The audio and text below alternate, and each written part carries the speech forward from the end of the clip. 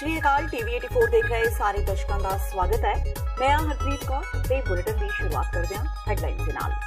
पाकिस्तानी प्रधानमंत्री ने की शांति की पहल, संसद विच कीता ऐलान, भारतीय हवाई फौज के पायलट अभिनंदन नूं भलके कीता जावेगा रिहा, देश विच खुशी का माहौल। भारत पाकिस्तान तलखी नूं घट करन लई नवजोत सिद्धू ने खुली चिट्ठी लिख गलबात राहीं मसले हल करन दी कीती अपील। सिद्धू ने मुड़ कहा किसी एक व्यक्ति की करतूत लई सारी कौम नूं जिम्मेवार ठहराना है गलत। मुख्यमंत्री कैप्टन अमरिंदर सिंह भी सरहदी पिंडां विच पुजे। कैप्टन ने तरनतारन जिले के सरहदी पिंडां के वसनीकां नाल मुलाकात कर जाणियां उन्हां दीआं मुश्किलां, कहा सरकार उन्हां दी हर संभव मदद करेगी। अकाली दल ते भाजपा विच सीटां दी वंड नूं लैके बनी सहमति, 10 ते अकाली दल जबकि 3 सीटां ते भाजपा लड़ेगी चोणां। सुखबीर बादल ते अमित शाह विच हुई मुलाकात। ते पक्कियां नौकरियां दी मंग नूं लैके पटियाला विच एमएस दफ्तर की छत ते बैठियां नर्सां ने मारियां छलांगां, एक दी हालत गंभीर। कैप्टन अमरिंदर सिंह नाल मुलाकात ना होण ते भी सरकार तो नाराज। ते हुण इन्हां खबरां दा विस्तार। पाकिस्तान के प्रधानमंत्री इमरान खान ने अज संसद विच ऐलान किया कि उन्हां दी सरकार भारतीय हवाई फौज के पायलट अभिनंदन नूं भलके रिहा कर देवेगी। इस पायलट नूं बीते कल पाकिस्तानी सुरक्षा बलों ने गिरफ्तार किया सी। इस तो पहला अभिनंदन का हवाई जहाज हादसाग्रस्त होके पाकिस्तानी खेतर विच जा डिगा सी। इमरान खान ने कहा कि वह शांति का सुनेहा देने लई भलके पायलट नूं रिहा कर देंगे। पाकिस्तान के इस ऐलान तो बाद दोवें देशों विचाले तनाव घटाउण विच मदद मिलेगी। हिंदुस्तान का पायलट हमने पकड़ा हुआ है, हम एज ए पीस जेस्टर हम उसको कल रिहा करने लगे हैं हिंदुस्तान को वापस। और मुझे पता है क्योंकि हमारी प्रिपरेशंस हैं, मुझे पता है कि पाकिस्तान की फौज कितनी प्रिपेयर्ड और किधर खड़ी है। अब मुझे ये भी पता है कि कल रात एक था कि शायद पाकिस्तान के ऊपर किसी तरह का मिसाइल अटैक किया जाए, वो फिर बाद में डिफ्यूज हो गया। तो उसकी रिटेलिएशन के लिए भी मुझे पता है कि हमारी फौज किधर खड़ी थी। इसलिए मैं आज कह रहा हूं क्योंकि मुझे पता है, मैं ये आज हिंदुस्तान को इस प्लेटफॉर्म से कह रहा हूं कि इससे आगे ना लेके जाएं, क्योंकि जो भी आप करेंगे पाकिस्तान मजबूर होगा रिटेलिएट करने के लिए।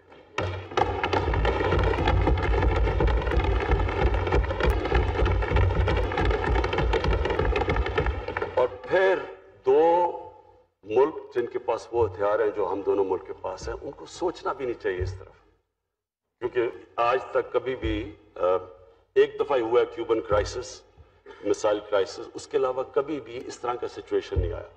और मैं ये भी उम्मीद रखता हूं कि इंटरनेशनल कम्युनिटी भी अपना पार्ट प्ले करेगी इस जिधर आज हम खड़े हैं, इससे ज्यादा सिचुएशन आगे एस्केलेट ना करे। भारत ते पाकिस्तान दरमियान जारी तनाव कारण करतारपुर साहिब गलियारे के प्रभावित होने के तौखले साफ हो गए ने। भारत ने साफ किया है कि करतारपुर लांघे संबंधी पाकिस्तान नाल तय की हर वार्ता नूं तय समय मुताबक ही किया जाएगा। गलियारे संबंधी दोवें देशों के वफद 13 मार्च नूं मिलन जा रहे हैं।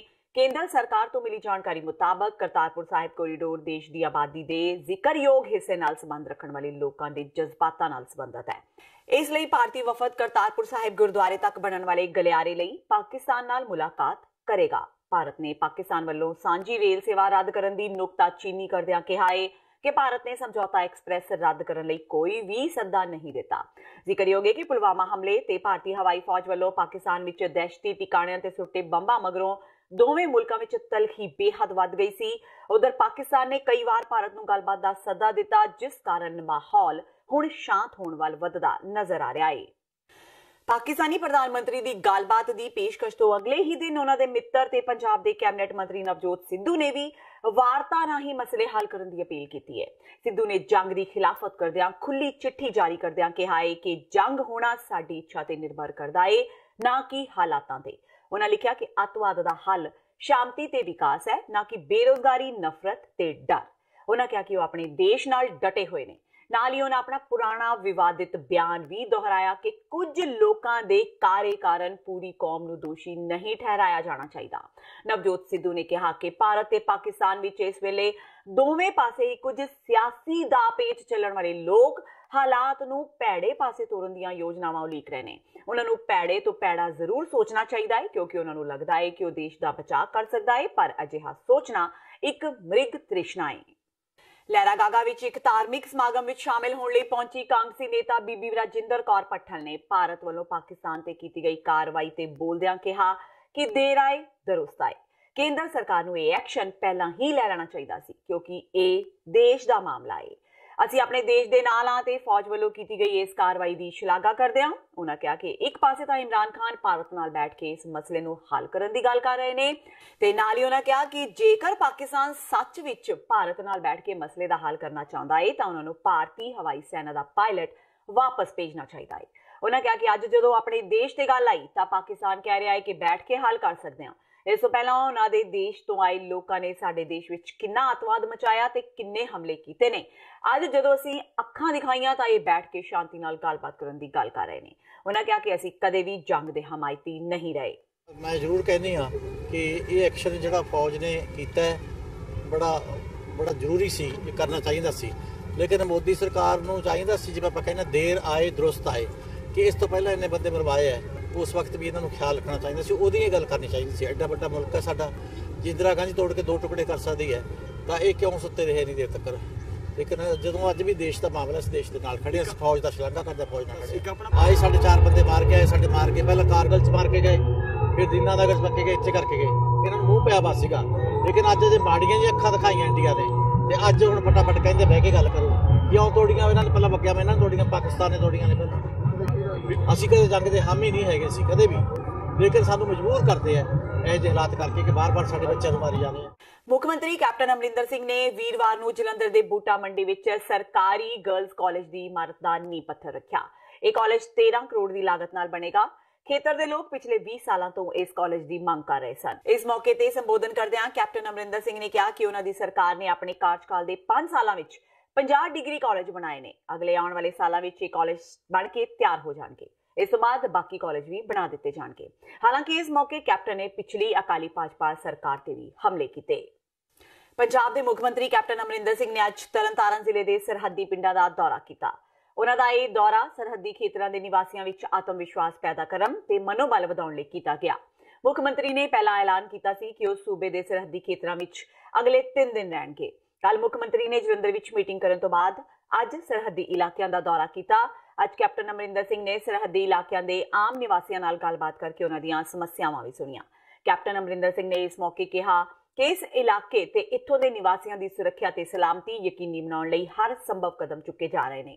ਮੁੱਖ ਮੰਤਰੀ ਨੇ BSF ਦੇ ਅਧਿਕਾਰੀਆਂ ਨਾਲ ਵੀ ਗੱਲਬਾਤ ਕਰਕੇ ਸਥਿਤੀ ਦਾ ਜਾਇਜ਼ਾ ਲਿਆ। This unit was there, sir, and if you remember that movie Border, sir. 23rd Punjab. 23rd Punjab, sir. That movie Border में जो एक sir character है जो Bhairav Singh, he was from this unit and he's still alive and we call him every year. He was in the forward post, I think. Yes, sir. He was involved in Sanautar and the 3 posts were occupied by this unit under the command of Lieutenant Colonel Jai Singh, sir, in the Battle of Tanot, sir.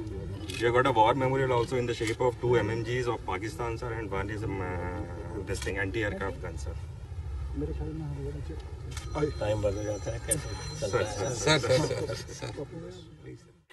Bharatiya Janata party ਦੇ ਕੌਮੀ ਪ੍ਰਧਾਨ ਅਮਿਤ ਸ਼ਾਹ ਨੇ ਵੀਰਵਾਰ ਨੂੰ ਐਲਾਨ ਕੀਤਾ ਕਿ ਉਹ ਪੁਰਾਣੀ ਭਾਈਵਾਲ ਪਾਰਟੀ ਸ਼੍ਰੋਮਣੀ ਅਕਾਲੀ ਦਲ ਨਾਲ ਰਲ ਕੇ ਹੀ ਚੋਣ ਲੜਨਗੇ। ਇਸ ਵਾਰ ਸੀਟ ਵੰਡ ਵੀ ਸਾਲ 2014 ਦੀਆਂ ਆਮ ਚੋਣਾਂ ਵਾਲੀ ਹੀ ਰਹੇਗੀ।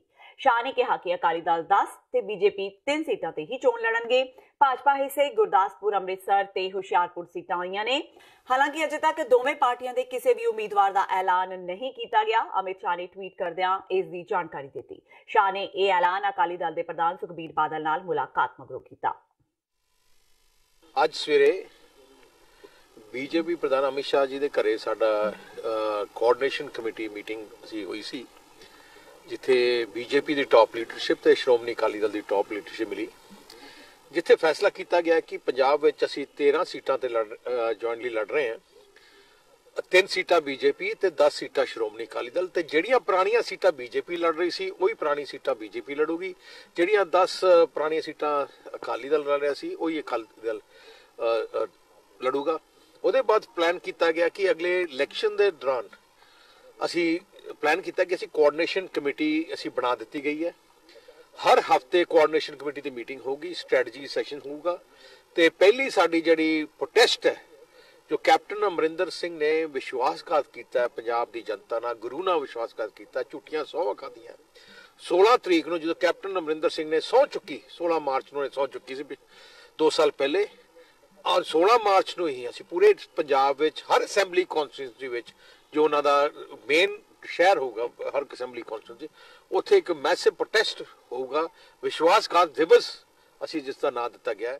ਸ਼੍ਰੀ ਗੁਰੂ ਗ੍ਰੰਥ ਸਾਹਿਬ ਜੀ ਦੀ ਬੇਅਦਬੀ ਤੋਂ ਬਾਅਦ 14 ਅਕਤੂਬਰ 2015 ਨੂੰ ਕੋਟਕਪੂਰਾ ਵਿੱਚ ਵਾਪਰੇ ਗੋਲੀकांड ਸੰਬੰਧੀ ਅਕਾਲੀ ਲੀਡਰ ਮਨਤਾਰ ਬਰਾੜ ਤੋਂ 9 ਘੰਟੇ ਪੁੱਛਗਿੱਛ ਕੀਤੀ ਗਈ। ਬੁੱਧਵਾਰ ਨੂੰ ਵਿਸ਼ੇਸ਼ ਜਾਂਚ ਟੀਮ ਦੇ ਫਰੀਦਕੋਟ ਕੈਂਪ ਦਫ਼ਤਰ ਵਿੱਚ ਉਹ ਪੇਸ਼ ਹੋਏ। ਜਾਂਚ ਟੀਮ ਨੇ ਸੰਸਦੀ ਸਕੱਤਰ ਨਾਲ ਉਸ ਵੇਲੇ ਦੇ ਕੋਟਕਪੂਰਾ ਦੇ ਐਸਡੀਐਮ ਹਰਜੀਤ ਸਿੰਘ ਸੰਧੂ ਨੂੰ ਵੀ ਪੁੱਛ ਪੜਤਾਲ ਲਈ ਬੁਲਾਇਆ ਸੀ। ਇਸ ਤੋਂ ਪਹਿਲਾਂ ਮਨਤਾਰ ਸਿੰਘ ਬਰਾੜ 9 ਨਵੰਬਰ ਨੂੰ ਜਾਂਚ ਟੀਮ ਸਾਹਮਣੇ ਪੇਸ਼ ਹੋ ਚੁੱਕੇ ਨੇ। ਜਸਟਿਸ ਰਣਜੀਤ ਸਿੰਘ ਨੇ ਆਪਣੀ ਰਿਪੋਰਟ ਵਿੱਚ ਕਿਹਾ ਸੀ ਕਿ ਕੋਟਕਪੂਰਾ ਗੋਲੀकांड ਤੋਂ ਪਹਿਲਾਂ ਮਨਤਾਰ ਸਿੰਘ ਬਰਾੜ ਨੇ ਪੰਜਾਬ ਦੇ ਸਾਬਕਾ ਮੁੱਖ ਮੰਤਰੀ ਪ੍ਰਕਾਸ਼ ਸਿੰਘ ਬਾਦਲ ਨਾਲ ਫੋਨ ਤੇ ਕਈ ਵਾਰ ਗੱਲਬਾਤ ਕੀਤੀ ਸੀ। ਇਸ ਗੱਲਬਾਤ ਤੋਂ ਕੁਝ ਸਮਾਂ ਬਾਅਦ ਹੀ ਪੁਲਿਸ ਨੇ ਸ਼ਾਂਤਮਈ ਬੈਠੀ ਸੰਗਤ ਉੱਪਰ ਗੋਲੀ ਚਲਾ ਦਿੱਤੀ। ਗੋਲੀ ਚੱਲਣ ਵੇਲੇ ਪੰਜਾਬ ਦੀ ਆਈਜੀ ਪਰਮਰਾਜ ਸਿੰਘ ਉਬਰਾ ਨੰਗਲ ਤੇ ਉਸ ਦੀ ਸਮੁੱਚੀ ਟੀਮ ਵੀ ਮੌਕੇ ਤੇ ਹਾਜ਼ਰ ਸੀ। ਕੋਟਕਪੂਰਾ ਗੋਲੀकांड ਵਿੱਚ 3 ਦਰਜਨ ਦੇ ਕਰੀਬ ਵਿਅਕਤੀ ਜ਼ਖਮੀ ਹੋ ਗਏ ਸਨ। ਇਸ ਗੋਲੀकांड ਤੋਂ ਕੁਝ ਸਮੇਂ ਬਾਅਦ ਹੀ ਬਹਿਬਲ ਗੋਲੀकांड ਵਾਪਰ ਗਿਆ, ਜਿੱਥੇ 2 ਸਿੱਖ ਨੌਜਵਾਨ ਹਰਭਗਵਾਨ ਸਿੰਘ ਤੇ ਗੁਰਜੀਤ ਸਿੰਘ ਪੁਲਿਸ ਦੀ ਗੋਲੀ ਨਾਲ ਮਾਰੇ ਗਏ। ਤੇ ਹੁਣ ਵੇਲਾ ਹੋ ਗਿਆ ਬ੍ਰੇਕ ਦਾ। ਬਾਕੀ ਦੀਆਂ ਖਬਰਾਂ ਇਸ ਬ੍ਰੇਕ ਤੋਂ ਬਾਅਦ।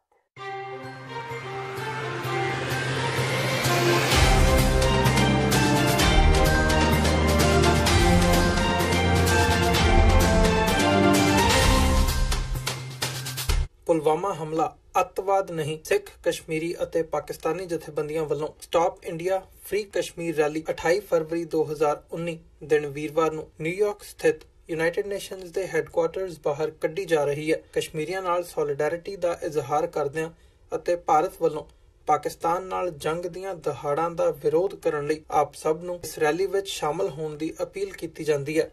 ਵਧੇਰੇ ਜਾਣਕਾਰੀ ਲਈ ਤੁਸੀਂ ਹੇਠ ਦਿੱਤੇ ਨੰਬਰਾਂ ਤੇ ਸੰਪਰਕ ਕਰ ਸਕਦੇ ਹੋ।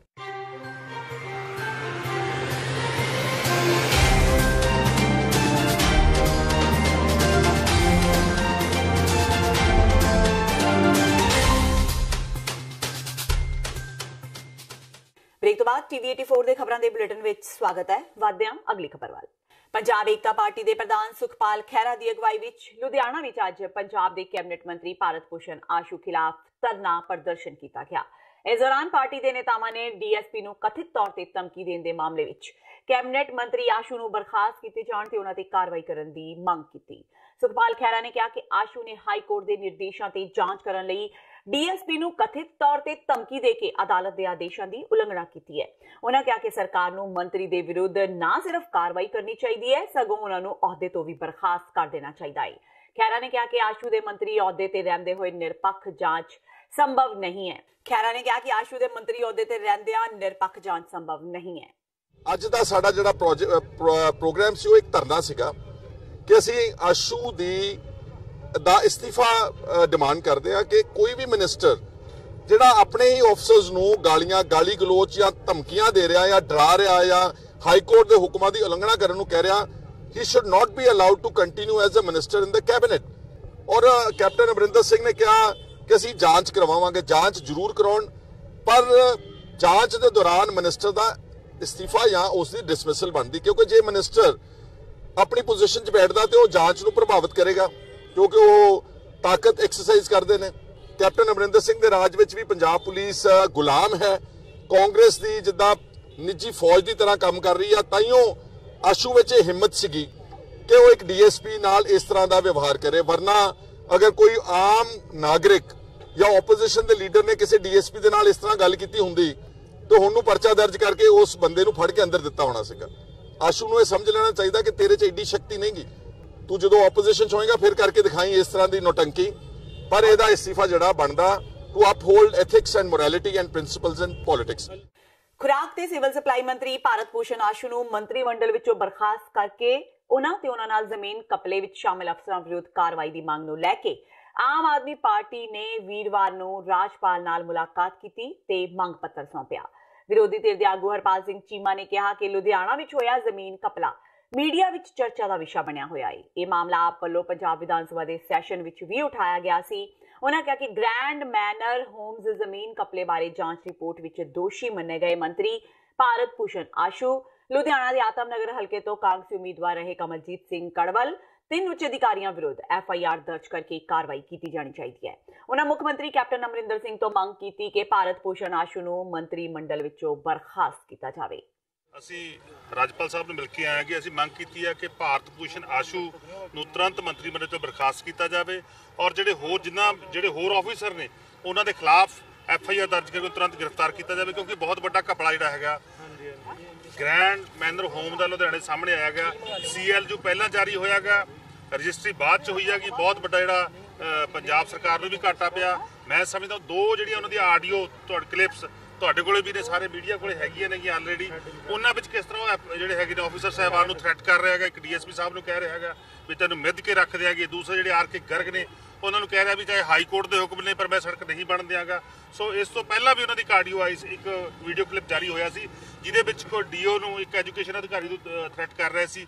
ਮੈਂ ਸਮਝਦਾ ਵੀ ਜਿਹੜਾ ਭਾਰਤ ਭੂਸ਼ਣ ਆਸ਼ੂ ਜੀ ਨੇ ਹੰਕਾਰ ਗਏ ਨੇਗੇ ਔਰ ਲਗਾਤਾਰ ਜਿਹੜਾ ਹੈਗਾ ਘਪਲਿਆਂ 'ਚ ਆ ਰਹੇ ਨੇ, ਉਹਨਾਂ ਨੂੰ ਪੰਜਾਬ ਸਰਕਾਰ ਤੁਰੰਤ ਬਰਖਾਸਤ ਕਰੇ। ਇਸ ਮੰਗ ਨੂੰ ਲੈ ਕੇ ਅਸੀਂ ਰਾਜਪਾਲ ਸਾਹਿਬ ਨੂੰ ਮਿਲ ਕੇ ਆਏ। ਪੰਜਾਬ ਦਾ ਨੌਜਵਾਨ ਜੇਕਰ ਸਿਆਸੀ ਨੇਤਾਵਾਂ ਨੂੰ ਸੱਤਾ ਤੇ ਬਿਠਾ ਸਕਦਾ ਹੈ ਤਾਂ ਇਹ ਵਰਗ ਉਹਨਾਂ ਨੂੰ ਸੱਤਾ ਤੋਂ ਉਤਾਰ ਵੀ ਸਕਦਾ ਹੈ।